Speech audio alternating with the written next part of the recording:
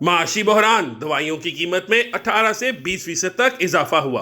हुकूमत ने इंसानी जान बचाने वाली मुतअद्दिद अद्वियात समेत 25 दवाइयों की कीमतें बढ़ा दी हैं, जिनके बाद ड्रग रेगुलेटरी अथॉरिटी ने नई कीमतों का नोटिफिकेशन भी जारी कर दिया है।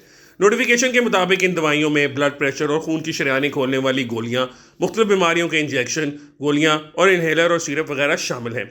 ड्रैप के नोटिफिकेशन के मुताबिक कैंसर के इलाज की नई रजिस्टर्ड दवा लोरिका की कीमत 8,46,857 रुपये, दमे के मरीजों के इस्तेमाल के लिए इनहेलर की कीमत 1,390 रुपये और हेपेटाइटिस के इंजेक्शन की कीमत 10,275 रुपये कर दी गई है।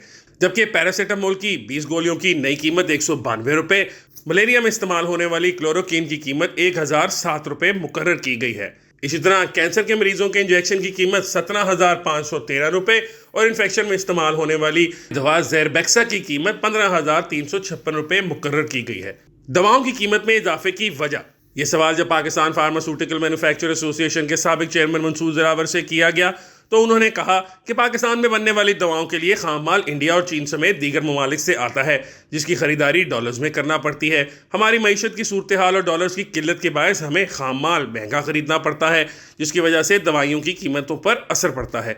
उन्होंने मजीद बताया कि ड्रैब हुकूमत की मंजूरी से ऐसी दवाओं की कीमतें बढ़ाता है जिसकी हम दरख्वास्त करें कि हमें यह दवा तैयार करने में लागत ज़्यादा हो गई है, लिहाजा कीमत में इजाफे की इजाज़त दी जाए। फिर ड्रैब की टीम इस बारे में छानबीन करती है कि क्या वाकई दवाइयों की पैदावारी कीमत बढ़ी है या नहीं, और उसके बाद वो नई कीमतों का तयन करके नोटिफिकेशन जारी करते हैं। मंसूर दिलावर के मुताबिक जब पैदावारी लागत बढ़ती है तो कोई कंपनी नुकसान में दवाइयां तैयार नहीं करती, जिससे मार्केट में दवाइयों की किल्लत पैदा हो जाती है। हमें इन दोनों सबसे बड़ा मसला डॉलर की कदर में गैर मामूली इजाफे और डॉलर की कमी के बायस एलसी खुलवाने में दरपेश है। इन मसाइल की वजह से दवाइयों की कीमतों में मुसलसल इजाफा हो रहा है। इसे रोकना फिलहाल मुश्किल है क्योंकि डॉलर रेट हमसे कंट्रोल नहीं हो रहा और कमी का भी सामना है। दवाइयों की हमारी मकामी पैदावार 90% है और हम खाम माल 95% दरामद करते हैं। इस हवाले से ड्रग रिटेलर्स एसोसिएशन के रहनुमा अमीन खालिद ने बताया कि पाकिस्तान में सिर्फ ऐसी दवाइयां ही नहीं जिनकी तैयारी के लिए खाम माल दूसरे ममालिक से दरामद करना पड़ता है, बल्कि इन दवाइयों के रेट भी ज़्यादा हैं जिनका खाम माल मकामी तौर पर हासिल होता है। उन्होंने मजीद बताया ग्लूकोज समेत कई अशिया ऐसी हैं जिसका खाम माल भी पाकिस्तान से मिलता है, लेकिन इनकी कीमत भी ज़्यादा ही है। कई गैर मुल्की दवासाज कंपनियां यहाँ अद्वियात तैयार करती हैं, मगर रेट वो भी डॉलर के हिसाब से ही रखती हैं। ड्रग डीलर्स एसोसिएशन के सदर इसहाक में उन्हें कहा कि जब से माशी बहरान आया है 1-1.5 साल में अद्वियात की कीमतें 6 से 7 बार बढ़ चुकी हैं और इनमें 18 से 20% इजाफा हुआ है।